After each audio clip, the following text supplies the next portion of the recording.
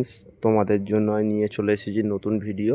আজকের ভিডিওর টপিক হচ্ছে ভক্ত চাঁদ গোড়াকাজীর 525 বছরের পুরনো সমাধিক্ষেত্র।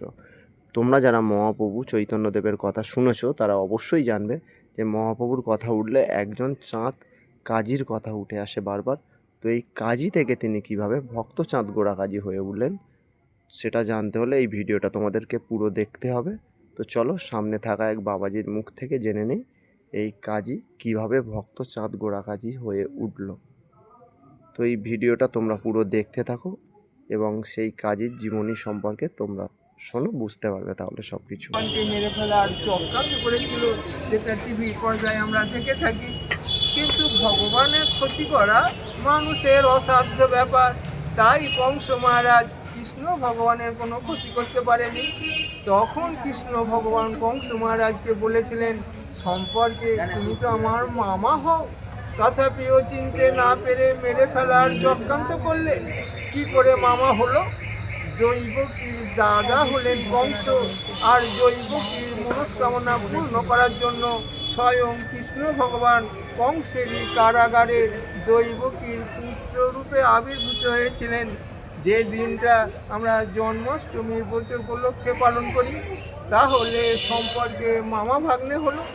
তথাপিও চিনতে না পেরে মেরে ফেলার চক্রান্ত করলে। তাই পরবর্তী জন্মে তুমি যবনের ঘরে জন্ম নেবে, অর্থাৎ মুসলিম পরিবারে জন্ম নেবে। সেই দাপর যুগের কংস মহারাজ কলিকালে ভাগবতের কথা অনুযায়ী চাঁদ কাজী হিসাবে জন্ম পেলেন।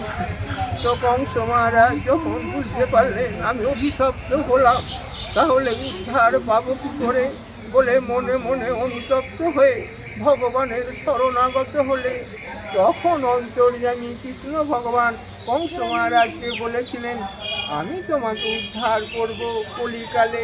যখন নবদ্বীপের মায়াপুরে সতী মায়ের গর্ভে চৈতন্য ভগবান অবতীর্ণ হব, সেই সময় আমি তোমাকে উদ্ধার করব।